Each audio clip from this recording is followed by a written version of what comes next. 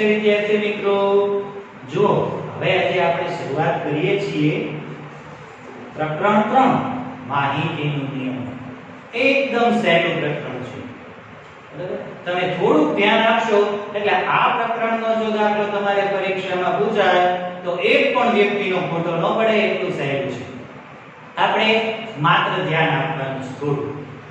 જુઓ, અહીંયા તમને પહેલો દાખલો ચોપડીમાં આપેલો છે કે વર્ગના 10 વિદ્યાર્થીઓની ઊંચાઈ છે એનો વિસ્તાર શોધો. તો અત્યારે આપણે વર્ગખંડ ચાલુ નથી, બધા ઘરે બેઠા અભ્યાસ કરી રહ્યા છીએ, એટલે આપણે દરેક વિદ્યાર્થીની ઊંચાઈ શોધી શકતા નથી. એ માત્ર લખવાની જ હતી. પણ આપણે જે બીજો દાખલો ગણીએ છીએ એ બીજા દાખલાની અંદર 3.1 ના લગભગ બધા દાખલાની રીતા એક જ દાખલામાં આવી જાય છે. એટલે આ એક દાખલો આવડશે એટલે 3.1 સંપૂર્ણપણે આવડી જશે. તો દરેક વિદ્યાર્થી મિત્રો અહીંયા થોડું ધ્યાન રાખો. જુઓ, અહીંયા શું કહ્યું છે કે એક વર્ગના એક મૂલ્યાંકનમાં, મૂલ્યાંકન એટલે પરીક્ષા, મૂલ્યાંકનમાં મેળવે નીચે દર્શાવેલ ગુણને કોષ્ટકમાં દર્શાવો. બરાબર? એક વર્ગ, આપણો વર્ગખંડ છે, એની અંદર એક પરીક્ષા લીધી, એ પરીક્ષામાં જે ગુણ મળ્યા એને અહીંયા જે ગુણ બધાને મળ્યા એ માર્ક લખેલા છે. વિદ્યાર્થીના નામ નથી લખ્યા, ખાલી એને મળેલા ગુણ લખેલા છે 4 6 7 એમ. અને પછી એના નીચે તમને પ્રશ્ન પૂછેલા છે. સૌથી વધારે ગુણ કેટલા છે, સૌથી ઓછા ગુણ કેટલા છે, માહિતીનો વિસ્તાર શું છે અને અંક ગણિતીય સરાસરી શોધો. આ ચાર પ્રશ્નના જવાબ આપણને શોધવાના છે. બરાબર? એમાં સૌથી પહેલો પ્રશ્ન છે સૌથી વધારે ગુણ કેટલા છે, બીજો પ્રશ્ન છે સૌથી ઓછા ગુણ કેટલા છે, ત્રીજો પ્રશ્ન છે માહિતીનો વિસ્તાર શું છે અને ચોથો પ્રશ્ન છે અંક ગણિતીય સરાસરી શોધો. પણ એ પહેલા આપણને અહીંયા કહ્યું છે કે કોઈ વર્ગના એક મૂલ્યાંકનમાં મેળવે નીચે દર્શાવેલ ગુણને કોષ્ટકમાં દર્શાવો. કોષ્ટક આપણને આપેલું નથી. તો જ્યારે માહિતીના નિયમનમાં તમને કોષ્ટક ન આપેલું હોય તો તમે તમારી જાતે બનાવી શકો છો. અહીંયા તમને શેની માહિતી આપેલી છે? જો આપણે જે કંઈ દાખલો ગણવાનો છે એ આ ગુણને વહેંચવા માટે ગણવાનો છે. બરાબર? આપણે અંદાજ કરી શકીએ કે 10 માર્કની પરીક્ષા હશે. આ 10 માર્કમાંથી બધાને માર્ક આવેલા 4 6 7 5 3 5 4 5 2 5 1 9 6 5 8 4 6 અને 7. 10 માંથી 10 માર્ક કોઈને નથી અને 10 માંથી શૂન્ય પણ કોઈને નથી. તો સૌથી પહેલા આપણે અહીંયા કોષ્ટક બનાવીશું. કોષ્ટકની અંદર સૌથી પહેલા આપણે શું લખીશું? ગુણ. ગુણ એટલે કે માર્ક. પછી આપણે શું લખીશું? આવૃત્તિ, ચિહ્ન અને છેલ્લા ખાનામાં લખીશું આવૃત્તિ, એની સંખ્યા. આપણને એમ થાય કે આ બંને જગ્યાએ આવૃત્તિ આવી. આવૃત્તિ એટલે આ જે માહિતી આપી છે એને જે આપણે લખીશું એ આવૃત્તિ છે અને અહીંયા એ કેટલા છે? 1.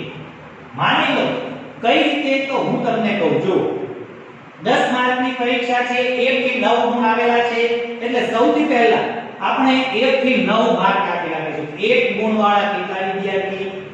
2 ગુણ મળ્યા એવા વિદ્યાર્થી કેટલા? 3 ગુણ મળે છે એવા વિદ્યાર્થી કેટલા? 4 ગુણ મળે છે એવા વિદ્યાર્થીઓ કેટલા? 5 ગુણ મળે છે એવા વિદ્યાર્થીઓ કેટલા? 6 ગુણ મળે છે એવા વિદ્યાર્થીઓ કેટલા? 7 ગુણ મળે છે એવા વિદ્યાર્થીઓ કેટલા? 8 ગુણ મળે છે એવા વિદ્યાર્થીઓ કેટલા? 9 ગુણ મળે છે એવા વિદ્યાર્થીઓ કેટલા? હવે વિદ્યાર્થી મિત્રો જુઓ, હવે આપણે શું કરવાનું છે કે આ દરેક માર્ક છે એને આપણે આવૃત્તિ મુજબ ગોઠવવાના છે. એટલે કે જો આ કેટલા માર્ક છે? 4. તો હવે આ ગુણમાં 4 ક્યાં છે? અહીંયા. તો એક વખત છે એટલે આની એક ઊભી લીટી કરવાની. પછી કેટલા માર્ક છે? 4 પછી 6. તો 6 ની અંદર એક ઊભી લીટી કરવાની. એવી જ રીતે એક માર્ક હોય તો અહીંયા એક ઊભી લીટી કરવાની. પછી બીજી વાર એક આવે એટલે અહીંયા એક માં બીજી લીટી કરવાની. ત્રીજી વાર આવે તો ત્રીજી લીટી કરવાની. ચોથી વાર એક આવે તો ચોથી લીટી કરવાની. હવે જુઓ 5મી વાર એક આવે ને તો 5મી લીટી કરવાની નહીં. 4 લીટી થઈ જાય પછી 5મી લીટી આમ આડી કરવાની. શા માટે ખબર છે? જો એ કહ્યું. પછી 6ઠ્ઠી લીટી આવે તો ઊભી, 7મી લીટી ઊભી, 8મી ઊભી, 9મી ઊભી, 10મી લીટી ઊભી આવશે નહીં, 10મી લીટી આડી કરવાની. પાછી એક આ. હવે આમ શા માટે? તો જુઓ બધી ઊભી લીટી જ આપણે એક સરખી કરી હોત તો તમારે પછી છેલ્લે અહીંયા ગણવા પડે ને કે એક માર્ક વાળા કેટલા, તો તમારે આમ બધી લીટી ગણવી પડે 1 2 3 4 5 6 7 કેટલા થાય છે. આમાં ગણવા ન પડે કારણ તમે સીધું જ જોઈ લઈ શકો. જો આ 5 માર્ક વાળું એક, આ 5 સંખ્યા વાળી એક, આ 5 બીજા 5 ને 5 10 ને આ બે 12. સીધી ગણતરી ઝડપથી થઈ જાય. એટલે આ આવૃત્તિ લખવા માટેનો નિયમ છે. 4 લીટી ઊભી કરવાની અને 5મી આડી. એટલે 5 5 નું એક ચોખ્ખું આવી રીતે બનાવવાનું. તો વિદ્યાર્થી મિત્રો આ પ્રમાણે આપણે આવૃત્તિઓનું વર્ગીકરણ કરી નાખીશું. જે દરેક માર્ક આવેલા છે એને આપણે આવી રીતે આવૃત્તિ કોષ્ટકમાં લખશું. તો જો હવે આપણે લખતા જઈએ. હવે બધા જ ધ્યાન રાખજો. પહેલેથી જોવાનું. જો એક સાથે એક સંખ્યા બે વખત ન આવે અથવા વચ્ચે કઈ રહી ન જાય એ જોવાનું. સૌથી પહેલા કેટલા માર્ક છે? 4. તો 4 ની અંદર આપણે એક ઊભી લીટી કરીશું. પછી કેટલા છે? 6. તો 6 ની અંદર એક ઊભી લીટી કરીશું. પછી કેટલા છે? 7. તો 7 માં એક ઊભી લીટી કરીશું. પછી કેટલા છે? 5. તો 5 માં એક લીટી કરીશું. પછી છે 3. તો 3 ની અંદર એક લીટી કરીશું. પછી આવ્યા 5. તો ફરીથી 5 બીજી વખત આવ્યા તો બીજી લીટી કરીએ. પછી છે 4. તો 4 એ ફરી વખત આવ્યા બીજી લીટી. 4 પછી છે 5. તો ફરીથી આપણે ત્રીજી લીટી. જો તમે ન સંખ્યા ઉપર કરે યાદ રહે તો નીચે લીટી પણ કરતા જાઓ. જો હવે આપણે બે લખ્યા, બે નીચે લીટી દોરો. આ બે લીટી. હવે કઈ સંખ્યા છે? 6. તો 6 નીચે લીટી કરો એટલે આપણને ખબર પડે કે એક સંખ્યા આપણે લખી. હવે 2 છે તો ફરીથી એના નીચે લીટી કરો અને અહીંયા 2 માં લીટી કરો. પછી છે 5. તો અહીંયા 5 નીચે લીટી કરો. જુઓ 5 4 વખત થઈ ગયા. હવે ધ્યાન રાખવાનું 5મી વખત આવશે તો આપણે આડી લીટી કરીશું. પછી છે 1. તો 1 માં એક લીટી કરીશું. પછી છે 9. તો 9 માર્ક અહીંયા છે ત્યાં એક લીટી કરીશું. પછી છે 6. તો 6 માં એક લીટી કરીશું. પછી છે 5. તો જુઓ 5 માં 4 લીટી થઈ ગઈ છે એટલે આપણે આ આડી લીટી કરીશું. પછી છે 8. તો 8 માં આપણે એક લીટી કરીશું. પછી છે 4. તો 4 માં આપણે એક લીટી કરીશું. પછી છે 6. તો 6 ની અંદર આપણે એક લીટી કરીશું. પછી છે 7. તો 7 ની અંદર આપણે હવે આપણે અહીંયા બધી સંખ્યાઓ થઈ ગઈ કુલ. હવે આપણે શું કરીશું? તો જુઓ એક વાળી કેટલી આવૃત્તિ આવી આપણી પાસે? આવૃત્તિ છે 1. તો અહીંયા આપણે એની સંખ્યા લખવાની છે. એક માર્ક વાળા કેટલા વિદ્યાર્થી છે? 1. 2 માર્ક વાળા કેટલા વિદ્યાર્થી છે? 2. 3 માર્ક વાળા કેટલા વિદ્યાર્થી છે? 1. 4 માર્ક વાળા કેટલા વિદ્યાર્થીઓ છે? 3. 5 માર્ક વાળા કેટલા વિદ્યાર્થીઓ છે? 5. 6 માર્ક વાળા કેટલા વિદ્યાર્થીઓ છે? 4. 7 માર્ક વાળા કેટલા વિદ્યાર્થીઓ છે? 2.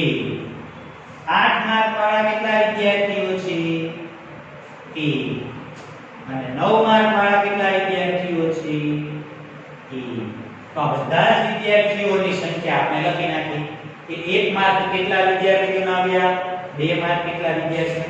હવે અહીંયા આપણે વિદ્યાર્થીઓની કુલ સંખ્યા જોઈએ. તો જુઓ 1 1 ને 2 3 3 ને 1 4 4 ને 3 7 7 ને 5 12 12 ને 4 16 16 ને 2 18 18 ને 19 અને 21. તો વિદ્યાર્થી મિત્રો આવૃત્તિની સંખ્યા આવી 20. તો આપણે અહીંયા લખીશું. હવે આપણને જે આ માર્ક છે ને એ 20 સંખ્યા હોવી જોઈએ. તો ગણી જોઈએ 20 છે. અહીંયા જો વધારે હોય તો એકાદી લખવાની રહી ગઈ. તો આપણે ગણીએ 1 2 3 4 5 6 7 8 9 10 11 12 13 14 15 16 17 18 19 ને 20. બરોબર છે. 20 વિદ્યાર્થીઓના માર્ક આપેલા છે. આપણે અહીંયા વિદ્યાર્થીઓની સંખ્યા પણ 20 થઈ ગઈ. તો આને આપણે આવૃત્તિનું કોષ્ટક બનાવ્યું કહેવાય. તો આટલું બનાવતા દરેકને આવડી જાય. હવે જો અહીંયા આપણે 4 પ્રશ્ન પૂછેલા છે તો એ ચારેય પ્રશ્નોના જવાબ લખીએ. તો સૌથી પહેલો પ્રશ્ન આપણને પૂછેલો છે કે સૌથી વધારે ગુણ કેટલા છે. તો સૌથી વધારે ગુણ કોને મળેલા છે? 9. તો આપણે અહીંયા લખીશું સૌથી વધારે ગુણ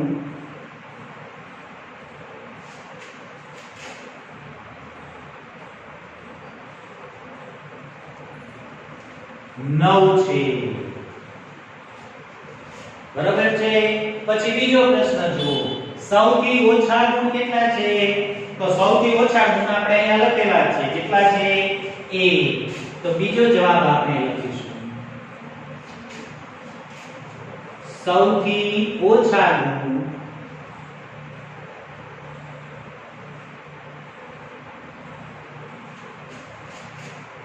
1 છે. હવે ત્રીજો પ્રશ્ન કયો છે કે માહિતીનો વિસ્તાર શું છે. એટલે કે સૌથી વધારે માર્ક અને સૌથી ઓછા માર્ક વચ્ચેનો વિસ્તાર કેટલો છે.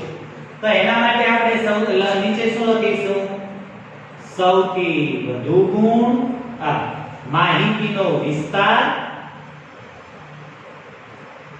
આપણે માહિતીનો વિસ્તાર શોધવો છે ને એટલે લખીએ માહિતીનો વિસ્તાર બરાબર સૌથી વધુ ગુણ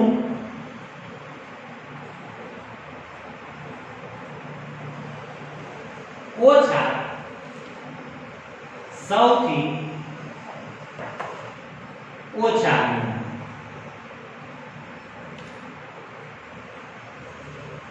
સૌથી વધારે ગુણ કેટલા છે? 9. અને સૌથી ઓછા ગુણ કેટલા છે? 1. એટલે 9 માંથી 1 જાય તો કેટલા વધશે? 8. માટે માહિતીનો વિસ્તાર કેટલો કહેવાય? બરાબર 8. હવે જો આ બધું તો આવડે. એક આવૃત્તિ કોષ્ટક અને બીજું જે આપણે શીખવાનું છે અંકગણિતીય સરાસરી. અંકગણિતીય સરાસરી એટલે કે આખા ક્લાસના કુલ સરાસરી ગુણ કેટલા થયા. તો વિદ્યાર્થીઓને બધાએ થઈને મેળવેલા કુલ ગુણ અને છેલ્લે વિદ્યાર્થીઓની કુલ સંખ્યા. તો અહીંયા લખીશું સરાસરી બરાબર દરેક વિદ્યાર્થીઓના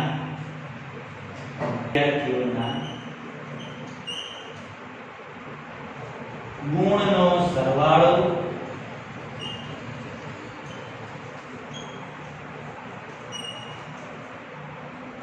છેદમાં વિદ્યાર્થીઓની સંખ્યા.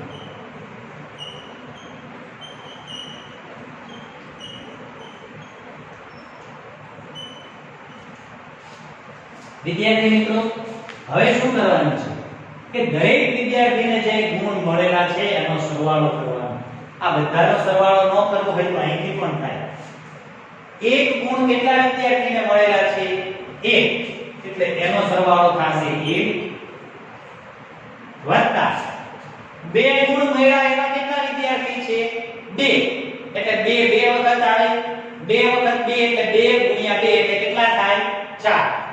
બીજા 4 વત્તા 3 ગુણ વાળો કેટલો વિદ્યાર્થી છે 1 એટલે 3 એક વખત ઉમેરવાના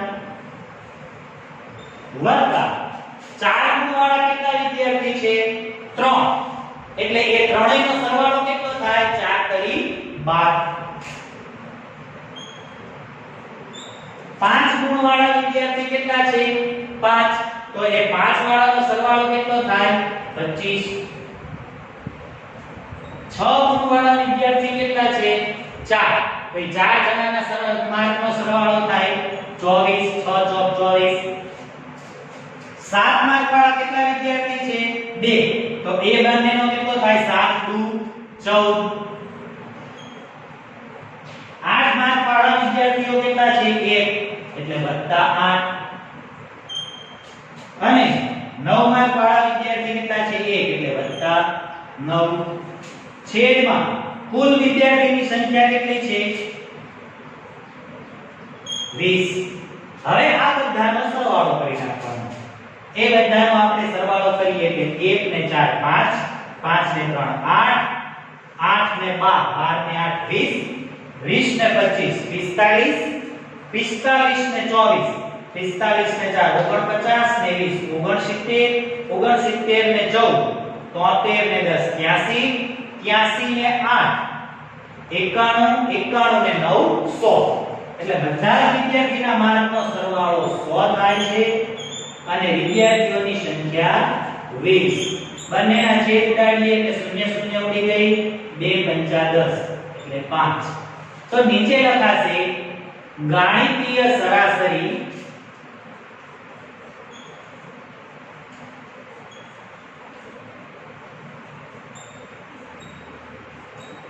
બરાબર 5 એટલે કે સરેરાશ દરેક વિદ્યાર્થીઓને ક્લાસમાં 5 ગુણ આવેલા છે તો વિદ્યાર્થી મિત્રો આ રીતે આ એક જ દાખલાની અંદર લગભગ બધું જ તમે શીખી જાઓ છો પણ આ તમે જોઈ શકાય કાંઈ બધું નથી બરાબર વિદ્યાર્થીઓના સંખ્યા ગુણનો સરવાળો કરી એની સંખ્યા વડે તમારે ભાગવાના છે એવી જ રીતે તમને રનનું આપી શકે કે કોઈ એક ક્રિકેટરે 5 દાવમાં આ રન આપેલા છે તો 5 દાવમાં એના જે રન આપેલા હોય એનો સરવાળો કરવાનો છેદમાં 5 દાવના રન છે એટલે 5 કરવાના એવી રીતે વરસાદ તમને આપી દીધેલો હોય 7 દિવસનો કે 7 દિવસમાં આટલા સેન્ટીમીટર વરસાદ થયો તો એનો સરવાળો કરી અને એને ભાગ્યા 7 કરી અને તમે સરાસરી શોધી શકો છો હવે જુઓ ત્રીજો દાખલો છે પ્રથમ 5 પૂર્ણ સંખ્યાઓની સરાસરી શોધો તો પ્રથમ 5 પૂર્ણ સંખ્યાઓ કઈ કઈ છે એ આપણે શોધીએ તો પૂર્ણ સંખ્યાઓ પ્રથમ 5 બરાબર 0 થી શરૂઆત થાય 0 1 2 3 અને 4 આ 4 છે એ પ્રથમ 5 પૂર્ણ સંખ્યાઓ છે 0 થી 4 સુધી તો હવે આપણને શું કહ્યું છે એની સરાસરી શોધો તો સરાસરી બરાબર સંખ્યાઓનો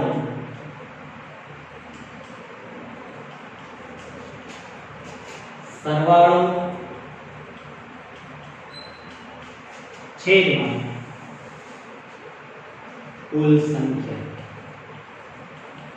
હવે આ જે 5 સંખ્યાઓ છે એ 5 સંખ્યાઓનો આપણે સરવાળો કરીશું 0 1 2 3 4 હવે અહીંયા સંખ્યા લખવાની આ 1 2 3 4 ને 5 5 સંખ્યાઓ છે આનો સરવાળો 4 ને 3 7 7 ને 2 9 9 ને 1 10 10 એના છેદમાં 5 5 દુ 10 એટલે જવાબ આવે 2 તો નીચે આવશે સરાસરી બરાબર 2 તો વિદ્યાર્થી મિત્રો આપણે જોઈ શકીએ છીએ કે સરાસરી શોધવી તે કેટલું સહેલું છે 2 મિનિટમાં આપણે આખો દાખલો ગણી શકીએ છીએ એક્ઝામ્પલ 4 છે એક ક્રિકેટરે 8 દાવમાં નીચે મુજબ રન બનાવ્યા 58 76 40 35 46 45 0 અને 100 તો તેના સરાસરી સ્કોર એટલે કે રન શોધો તો હવે આપણે તેના શોધીશું સરાસરી રન તો આપણે એનો આન્સર લખીએ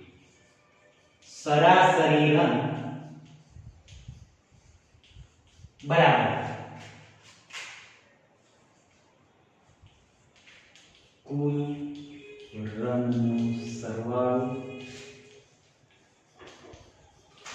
છેદમાં કેટલા દાવના રન છે એ દાવની સંખ્યા લખવાની. ખાસ મિત્ર યાદ રાખવાનું કે અહીંયા જેટલી સંખ્યાઓ આપી છે એટલી સંખ્યાઓનો સરવાળો કરવાનો અને એની સંખ્યા લખવાની. આમ 1 2 3 4 5 6 7 8 એમ સંખ્યા ગણી નીચે લખવાની અને એ સંખ્યાઓનો સરવાળો એ ઉપર લખવાનો અને એ બંનેનો ભાગાકાર કરો એટલે તમને સરાસરી મળી જશે. તો હવે આ કુલ રન છે એનો આપણે સરવાળો કરીએ. 58 + 76 + 40 + 35 + 46 + 45 + 0 + 100 છેદમાં કુલ દાવની સંખ્યા તો 1 2 3 4 5 6 7 અને 8 અને આપણને કીધું છે કે 8 દાવનો એટલે અહીંયા લખીશું 8 નો ગણીએ તો જ પણ ચાલે. આ સરવાળો હવે આપણે કરવો પડશે. જો આવી રીતે આમ આડો સરવાળો કરતા ન ફાવે તો આ બધી સંખ્યાઓ અહીંયા ઊભી લખીને પણ સરવાળો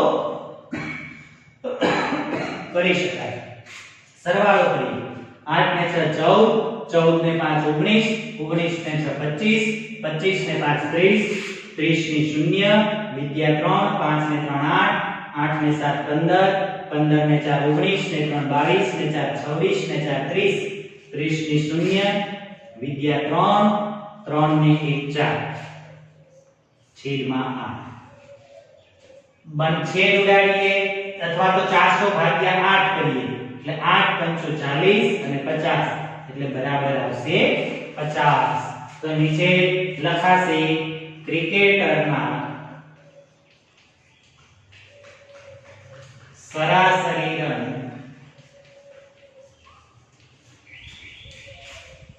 પચાસ થાય અથવા તો 50 છે. હવે જોઈએ વિદ્યાર્થી મિત્રો એક્ઝામ્પલ 5. નીચે દર્શાવેલ કોષ્ટક દરેક ખેલાડીએ 4 રમતમાં મેળવેલ અંક દર્શાવે છે. હવે જો અહીંયા ખેલાડી છે, રમત 1, રમત 2, રમત 3 અને રમત 4. એમાં એ ખેલાડીએ કેટલા રન કરેલા છે? પહેલી રમતમાં 14, બીજામાં 16, ત્રીજામાં 10 અને ચોથામાં 10. બી એ પહેલી રમતમાં 0, બીજામાં 8, ત્રીજામાં 6 અને ચોથામાં 4. સી એ પહેલી રમતમાં 8, બી માં ત્રીજેમાં 11, ત્રીજી રમેલો જ નથી અને ચોથી છે એમાં 15 રન કરેલા છે. હવે સૌથી પહેલો પ્રશ્ન આપણને શું પૂછ્યો છે કે દરેક રમતમાં a વડે મેળવેલ અંકની સરાસરી શોધો.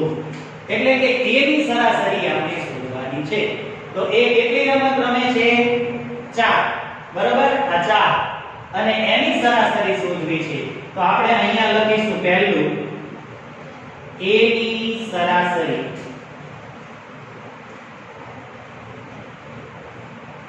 બરાબર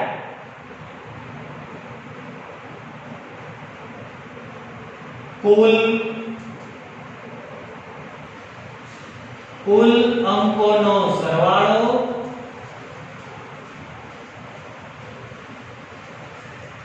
છેદમાં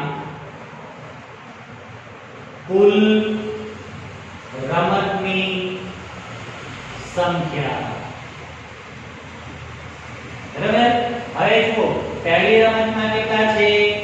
14 વત્તા બીજામાં 16, ત્રીજામાં 10, ચોથામાં 10 અને કુલ સંખ્યા કેટલી? 4. સરવાળો કરીએ. 14 ને 6 20 ને 10 30 ને 10 40 ને 10 50.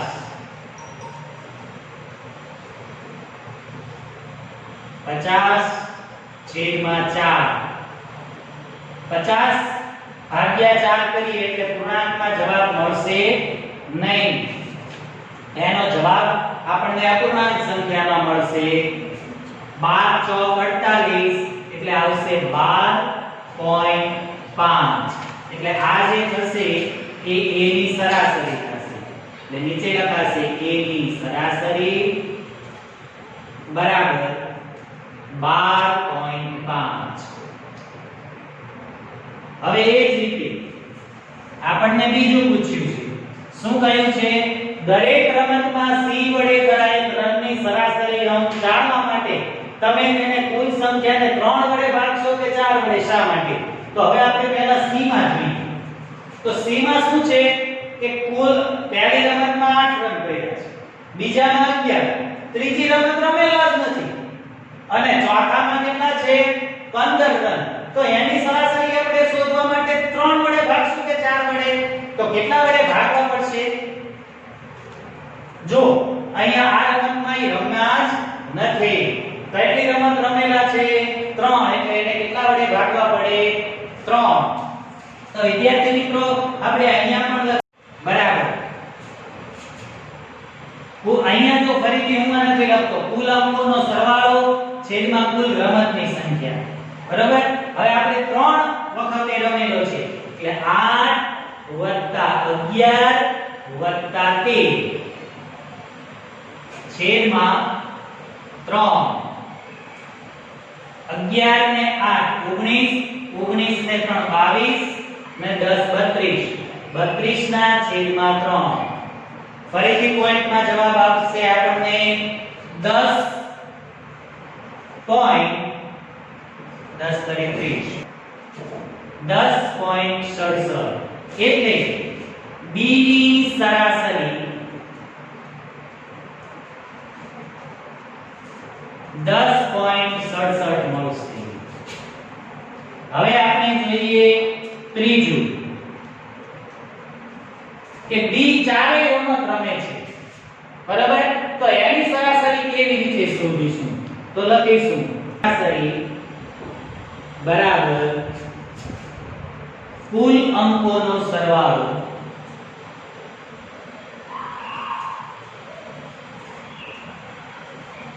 છેદમાં કુલ રમતની સંખ્યા.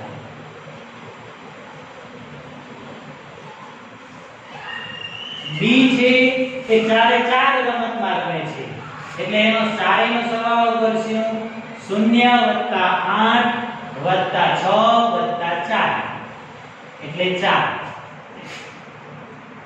આ 6 ને 4 10, 10 ને 8 18, 18 ના છેદમાં 4 એટલે છેદ ઉડાડશું 4.5 આપણને જવાબ મળશે. એટલે નીચે લખાશે b ની સરાસરી બરાબર 4.5 રન. હવે ચોથું આપણને પૂછેલું છે. જો વિદ્યાર્થી મિત્રો આ સરાસરી તમે અત્યારે જોતા જશો, તમે આઈપીએલ જુઓ છો તેમાં દરેક બેટ્સમેનની રનની એવરેજ આવે છે, તે એવરેજ છે એ આ સરાસરી છે. તમે જોવો છો ને કોઈ ખેલાડી રમતમાં આવે છે તો કોઈની એવરેજ 30 રનની હોય છે, કોઈની 32 ની હોય છે, કોઈની 45 ની હોય છે. એ એવરેજ એ આ સરાસરી રન એમના હોય છે. હવે જો કે કોનો દેખાવ સૌથી સારો છે તો a ની એવરેજ કેટલી છે? 12.5 ની. c ની એવરેજ કેટલી છે? 10.6 ની. અને d ની એવરેજ કેટલી છે? 4.5 ની. તો સૌથી સારો દેખાવ કોનો થયો? જેની વધારે રન હોય એનો. તો 12.5 વધારે છે. તો અહીંયા નીચે લખીશું સૌથી સારો દેખાવ